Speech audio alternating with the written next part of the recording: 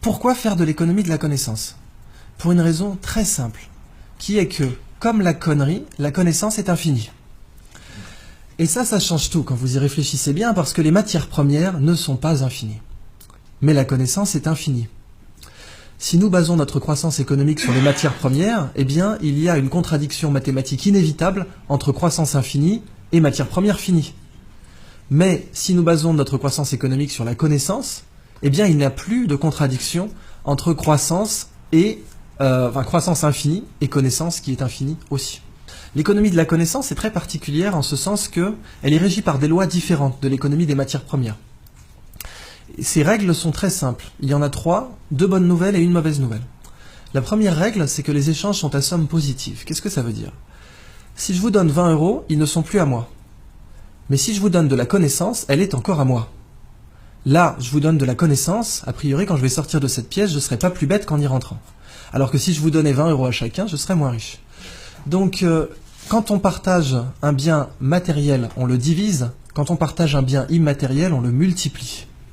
La deuxième règle de l'économie de la connaissance, c'est que les échanges ne sont pas instantanés. Ça, c'est une mauvaise nouvelle.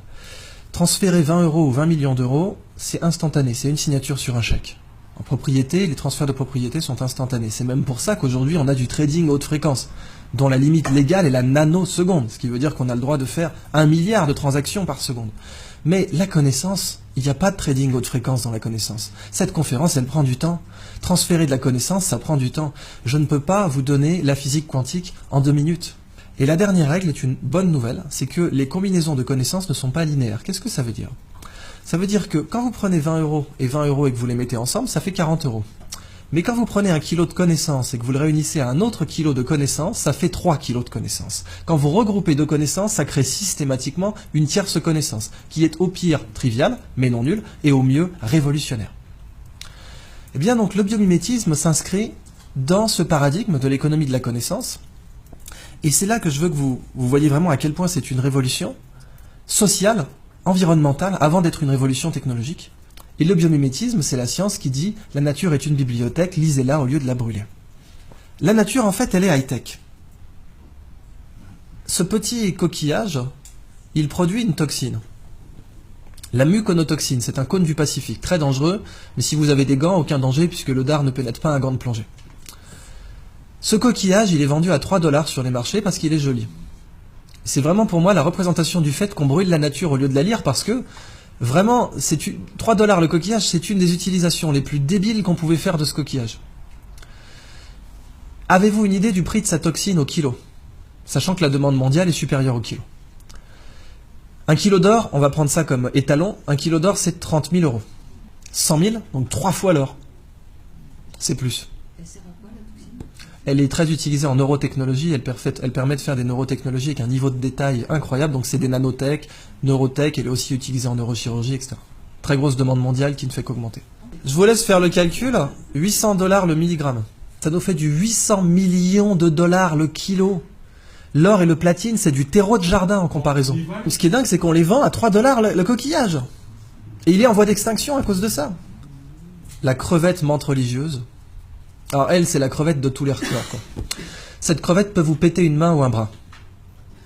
Elle est grande comme une langoustine. Il y en a 400 espèces dans le monde. Et vous voyez ici, elle a des petits marteaux là. Un peu comme des marteaux à fruits de mer, pour casser des tourteaux. Et c'est justement ce qu'elle fait. Elle casse des crabes avec.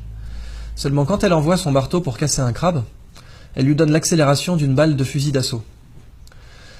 Si nous on était capable d'envoyer une balle de baseball à 1/10 de cette accélération, on la mettrait sur orbite.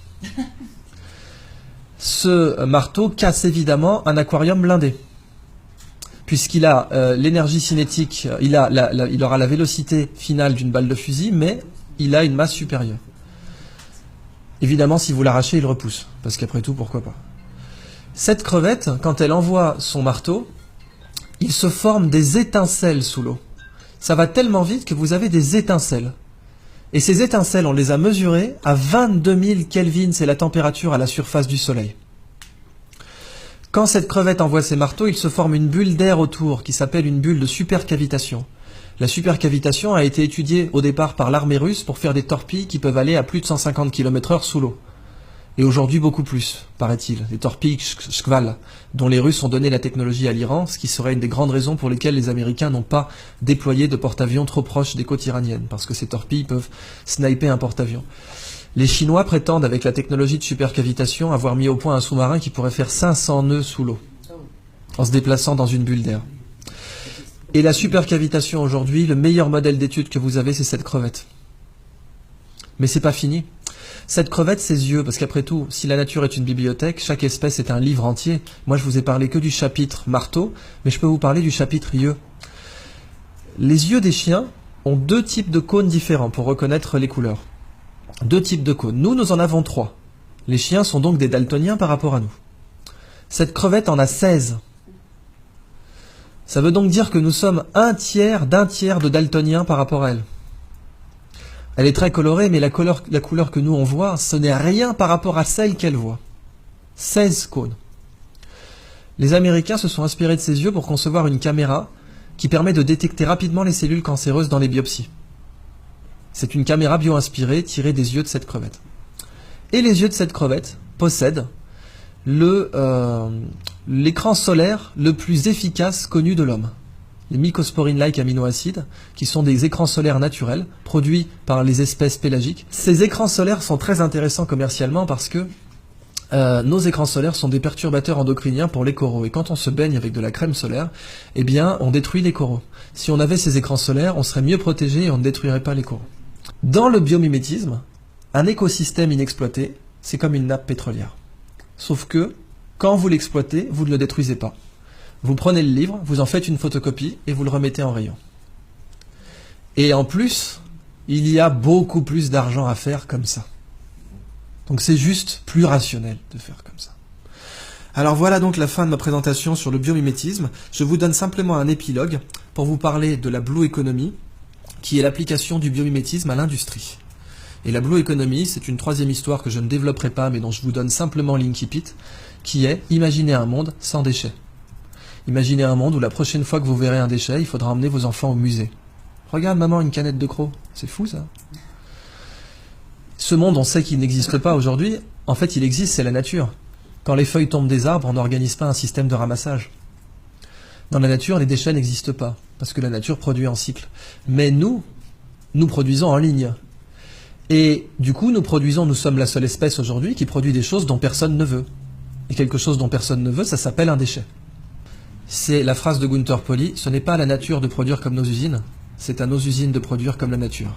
Et si nous faisons comme ça, nous serons non seulement beaucoup plus rentables, mais en plus il n'y aura plus de déchets.